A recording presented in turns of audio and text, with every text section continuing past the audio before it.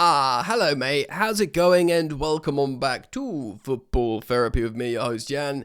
As I do every day mate, I hope you're doing well, I really do hope that, and welcome back to Chelsea News, which of course is the daily series here on the channel where I reflect on what's been said about Chelsea, giving you my thoughts on it for whatever that's worth.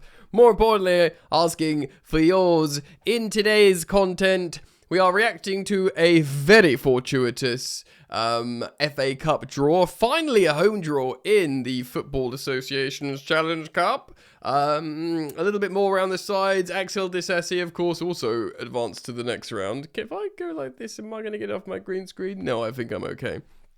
He spoke a little bit about how he'd get into trouble if he spoke about how, this stuff with Chelsea, the bomb squad being, of course, exiled, but they love him over at West Ham. He's playing quite well as well. He nearly scored an absolute worldie and made a really important block towards the end of the game. Were you seeing these moments from Disasi before, though? It's fascinating, the story of him. I do wonder what the truth is behind the scenes, because Sterling's kind of obvious. He was just on way too much money and wasn't doing anything, but Disasi was sort of used for a while. But I'm keen to learn the situation there one day in a book. Emano, his boy, signing a professional contract. We'll speak about that a little bit. How Chelsea really feel about a player under fire in Liam Delap, getting a lot of heat from the Chelsea fans. Kind of understandably. I do have a bit of sympathy from him. We'll speak about that. And of course, we'll preview the big one. Chelsea versus PSG. Their last game, they lost 3-1 at home to Monaco.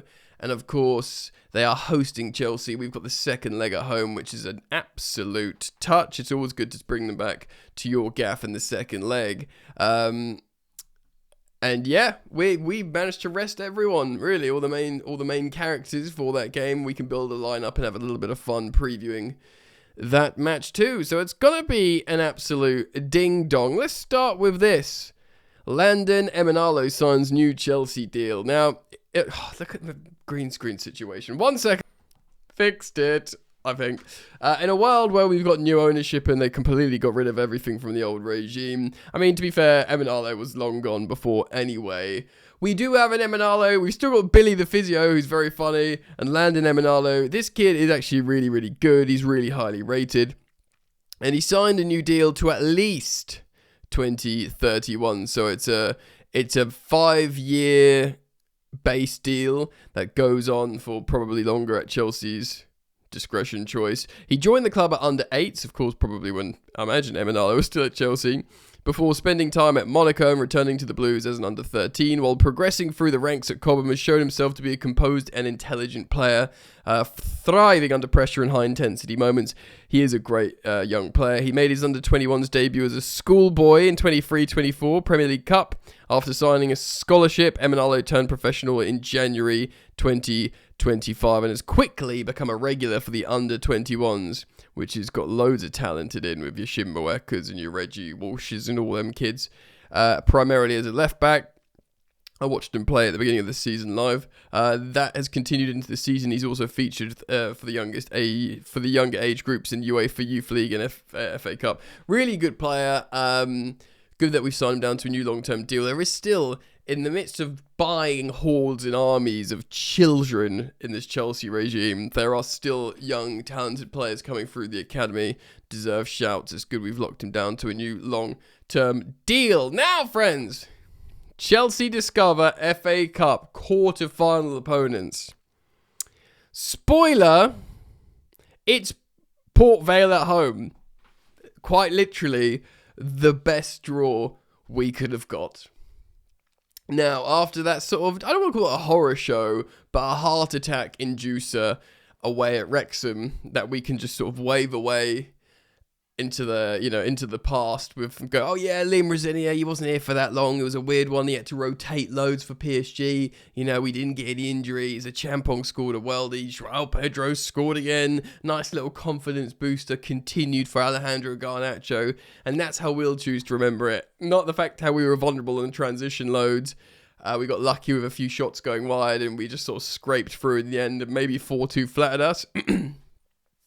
Maybe, but they're details. Ultimately, you look back in history at the fact, but we've had an away I mean, we've had like, excuse me, inferior opposition all the way, but they're all away ties and they can be tricky. So to get a home tie was one thing, but to get it against Port Vale, who are 24th in League One, guys. 24th. Yep. This is the table. They're last, 24th in the 3rd division of English football. They've had a couple of good results in the cup. I think they were both at home, and of course they do have 4 games in hand on 23rd, and 2 games on, some play. Maybe they can climb out of it if they carry their FA Cup performance. But the facts remains they are 24th in the 3rd division of English football, and they're coming to Stamford Bridge. There is no way on earth that we let Port Vale beat us. And if we do, that's time for Yannick to walk into the sea and just leave everything behind. Because we simply cannot lose to Port Vale at Stamford Bridge in the FA Cup. Which means, I've done the math, we get to a semi-final at Wembley, isn't it? They still do semi-finals at Wembley. Another semi-final. We had one against Arsenal in the other cup. So to reach semi-final, for a long time, I would be like, yeah, if you reach a semi-final of a competition, like you've gone deep in a cup, there's relevant success there. It's what's expected from Chelsea, but it's relevant. But, in between you win the trophies. We haven't been winning any domestic trophies since 2018 with Antonio Conte. We've got to loads of finals. We keep ruddy losing them against Liverpool at Wembley. I actually went to the FA Cup final the year before where we lost to Arsenal. Why does Arsenal keep coming back in my life?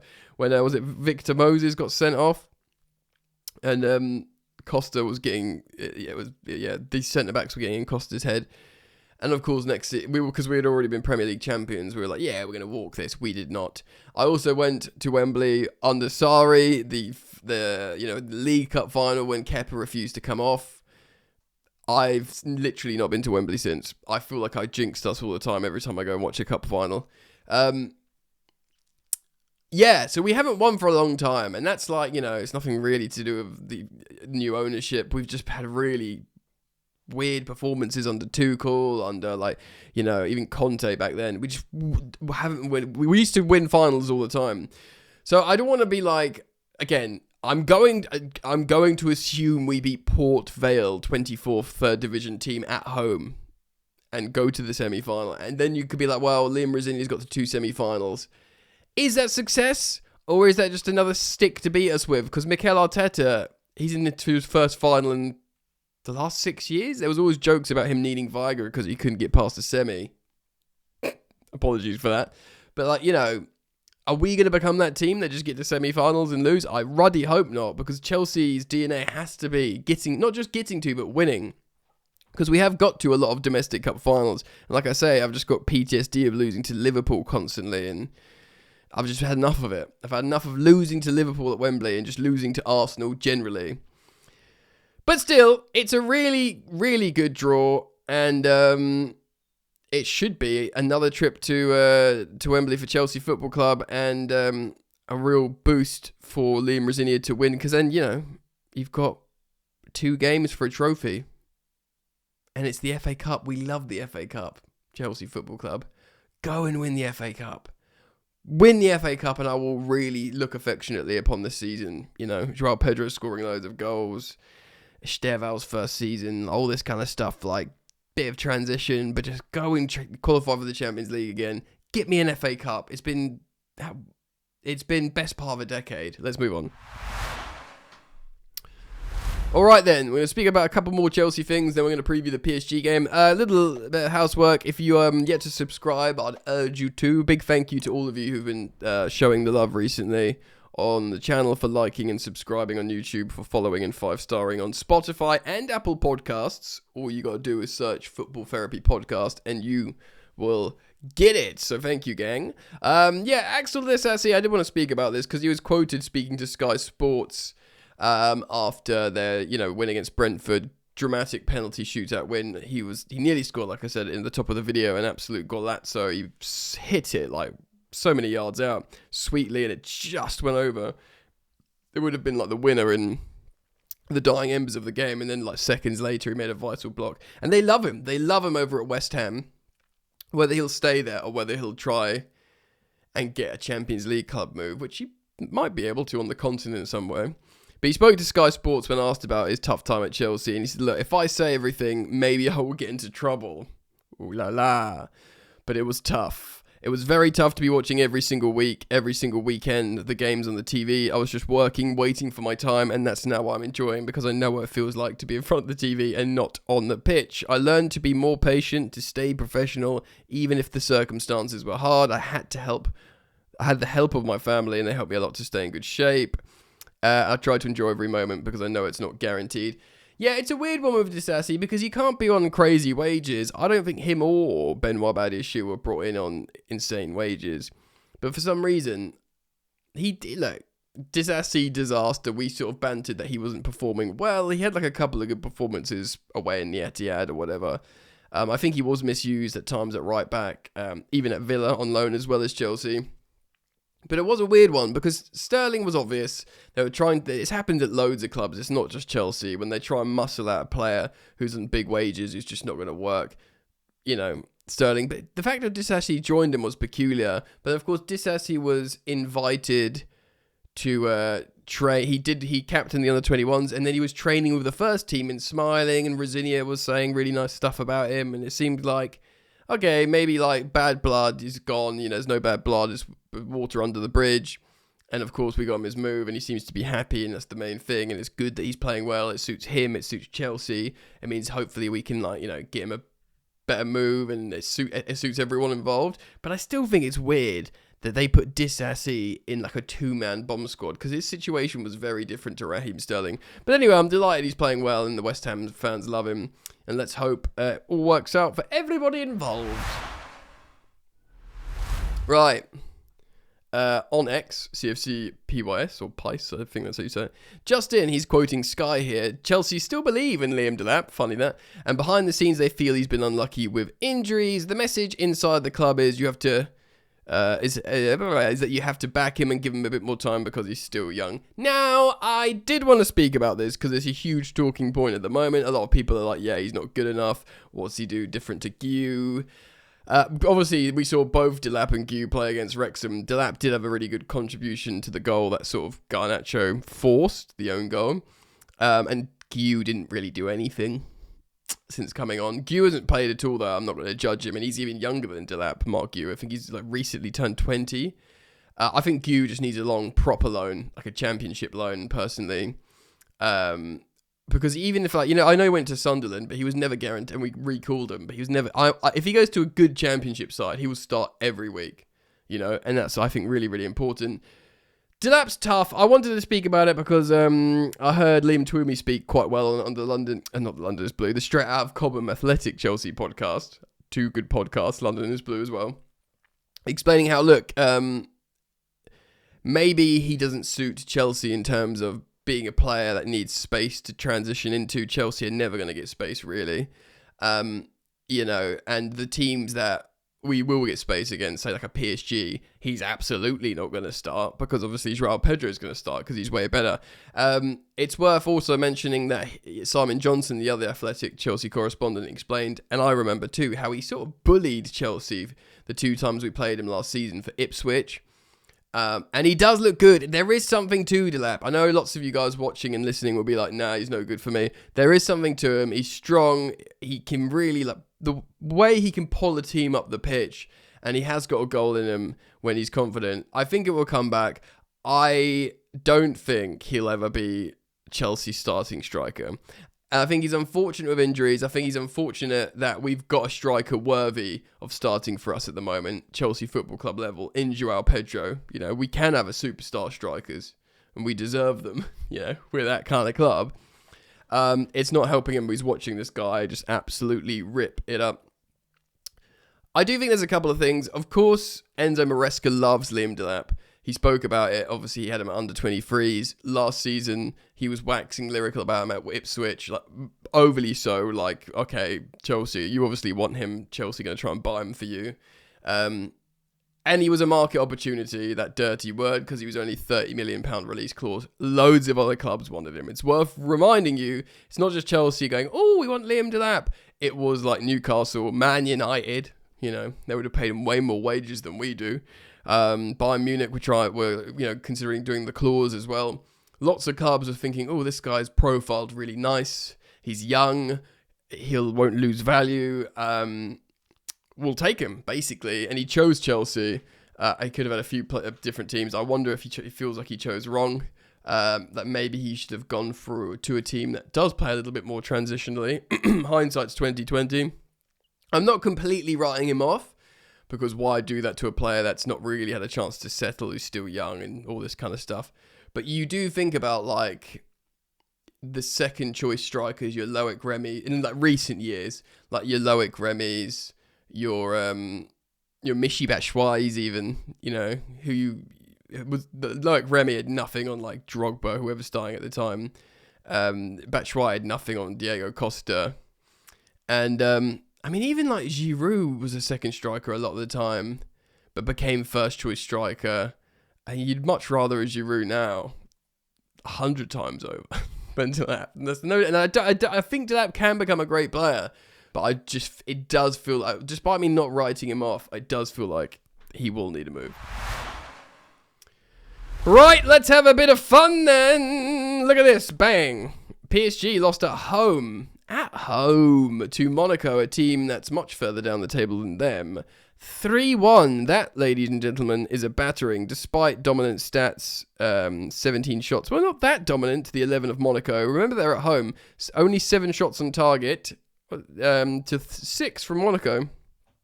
So, very interesting indeed. Let's have a look at the lineup they put out, see how strong it was. A little bit of rotation here, you'd say. Of course, the first choice fullbacks, not the first choice goalkeeper, but it's still a front three of Bacola, Kvaratskhelia, and Desiree Doué, and you've still got Vitinha and Zaire Emery in the midfield. Let's have a look at the bench. Because we need to think about their players, what's available. Kang Lee, Ousmane Dembele did come on. Gonzalo Ramos came on. Marquinhos is on there, still knocking him out. Lucas Hernandez. So Chevalier was on the bench, their first choice goalkeeper. Yeah, I mean, I think they're still missing Ruiz, aren't they, in midfield, which is a big loss. And what's his face? The other little Portuguese lad. Oh my god, that's gonna hurt my brain. I've got to Google it. João Neves. Of course. I don't know if he's injured or was just not on the squad for that game. I imagine he'll probably spawn for the Chelsea game. A few players out, but I think they'll be rested and good to go. But, losing at home 3-1 to Monaco won't be a great mood for them. And the fact how we got our away win, we rested a lot of our players. If we can get any kind of result, like a draw in the Parc des Princes, and take them back to our gaff with no injuries and this, that, and the other, I think we'll be in a great position. So let's build a lineup, have a little bit of fun. Let's do this. Wow. So let's do the players we know will start. João Pedro. João Neves, the aforementioned. João Pedro. Arguably the most in-form striker in Europe. I know he's scoring like nearly a goal a game at the moment, which is up there with the elite, but just his general play, what he's doing generally is absolutely insane. This is going to be tough. Fofana, I think we are going to revert to Fofana and Chalobah. I don't think Mamadou Sarr is going to play. He might come on. Of course, we will not see Tosin or Badiashile. You'll be pleased to learn, ladies and gentlemen. Despite Hato's good performances, Cucurella, he's back, he's ready. When he came on at Wrexham, you could see the quality and how much he helped us. Now, I'm going to, again, to cite the Straight Out of Cobham podcast, I'm going to agree with Liam Twomey because of what we saw in the Club World Cup final. I think Gusto, I think Gusto will start right back, relatively rested. A conventional right back, good at getting in behind. And I think also Andre Santos, despite the Kai Santos pivot being really, really, it profiles really positively for the future, I think Andre Santos hasn't been playing that great last couple of games. And I think Caicedo will be partnered in Reece Field. In Reece Field? What a Freudian slip. In midfield of Reece James. So you'll have a Reece James, Caicedo. You need Reece James on the pitch for this. So you've got, look at that back six. Chalobah, Fofana, Gusto, Cucurella, Caicedo, and James locking it down. Now, I'm going to be a little bit... Because a lot of people are thinking, yeah, Neto's going to start and he's going to start on the left wing out of position. And then Cole Palmer will start on the right. And then Enzo Fernandez will be the nominal 10. I'm going to go. I haven't... Oh, my typing is Steve. Estevao, I'm going to go on the right. Now, listen, at time of recording, I haven't watched the pre-match press conference because it's not for hours and hours. But he hasn't played. Apparently, he's close. This is what I would like to do. We've seen it, Enzo Fernandez start at what looks like a left winger, but actually he becomes left pocket. But that was with Reece James, because then Reece James tucks in a little bit. But then you could see that. There's so much rotation in Rosenior's side. But essentially, you end up getting this. Estevao operating in places like this. Cole Palmer operating in places like this. And then you've got this box midfield here. Left pocket Fernandez, right pocket Palmer. Cucurella can get forward. But that kind of means Gusto would have to tuck in and sort of play right centre-back, which we don't want to see. But obviously he can swap places with Reece James and invert into the midfield. And you've got different ways of creating that box. But those players on the pitch, I think, personally, is the way to go. Right! I think we're in a really good position right now. I don't fear PSG in the same way I feel we were uncomfortable about playing Arsenal because of how Arsenal play. I think PSG will be more accommodating. Now, they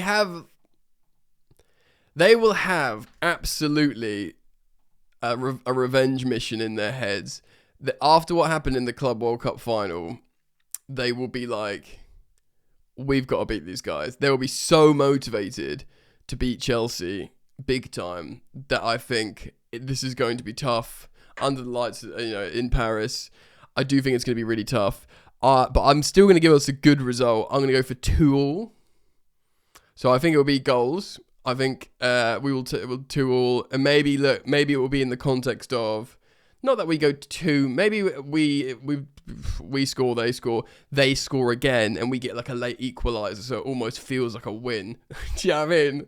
Something like that. And we're taking a score draw back home, so any kind of win basically at home, even if it's just by a goal, we'll see it out. Although you don't really trust this young team to sit on a 1-goal lead and see it out, but maybe we can bait them a little bit.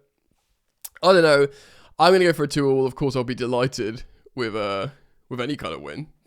So, let me know your thoughts, though. Please do leave them down in the comment section below. I'll be delighted to have them. Thank you, as always, for joining me here on Football Therapy and for liking and subscribing on the YouTube, following and 5-starring on your podcast apps. I am most grateful. Back here every day, so I hope to see you very soon. Take care. Peace.